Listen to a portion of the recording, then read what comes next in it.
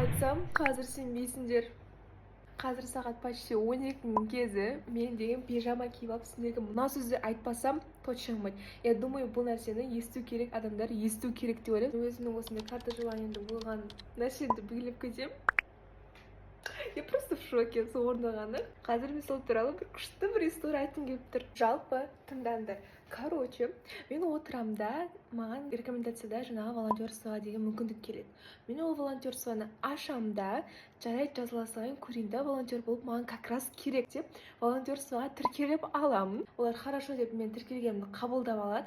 Мен одан кейін ойлаймын, ой, мені лақтырып кететін шығар, бұлар шақырмайды шығар деп ойлаймын. Почему-то, потому что мен алдында жасаған опытымнан кейін, нәтижесі солай болғаннан кейін мен как-то особо мән бермеген болатынмын. Енді осы жерін тыңдаңдар. Олар мені волонтерство шақырады, мен окей деймін, жарайды барып көрейін деп бара саламын. Яғни бүгін мен барып келдім, уже барып келіп жатырмын. Мен бүгін барамын, ну особо чем мойчар, мынау деп ойлаймын. И короче мені фестивальдің организациясына шақырып, сол жерге мені кәдімгі бейджик тағып кіргізіп, мен такая түсінбеймін, мұнда не болып жатыр деп. Потому что мен до этого особо неудачный болғаннан кейін как-то мен үмітім болған жоқ бұл нәрсеге. Мен бір нәрсе айтайыншы. Мен осы сәтті бала кезімнен қатты армандадым да. Мен қатты настолько армандадым, қатты тырысып көрдім. Ол нәрсе менде болмады. И мен қазір просто так мен ол арманым туралы ұмытып кеттім. Ол арманым жүрегімде болғанмен де мен ол нәрсеге қатты фокус бөлмедім де. И внезапно каким-то образом ол бүгін орындалып кетеді, ойлашы. Мен келдім, сәлем ядым, анау деп таныстырып жатыр. Я такая қараймын бәріне.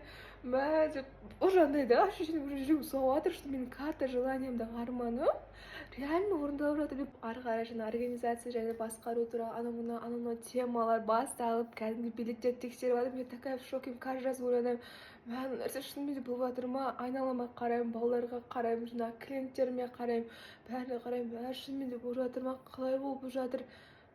Как это вообще? Қалай болып кетті деп өзім ішімнен диалог болып жатыр. Аллах тағалам, не болып жатыр мұнда? Қалай ол тоқтап тұршы деген сияқты нәрсені сезініп болып жатыр, иә. Жылағым келіп тұр деп, бірақ енді кішкене ұстайсың ғой өзіңді жаққаған сияқты, бірақ енді қазір қалай бар, солай өзімнің сезімдеріммен сендерге бөлісіп отырмын, потому что өзімнің блогымда мен шынайы болғым келеді. Ішінде шынайы қандай адаммын, солай көрсеткім келеді да. Не хочу крутая болуға, не хочу бір өзімді бір идеальный, перфект адам қылуға. Просто как есть, мысалы сезімтал қызбын, және де өзімді как есть солай көрсете алғым келеді халыққа. Одан кейін жаңағы балалар мен қыздар мен бәрі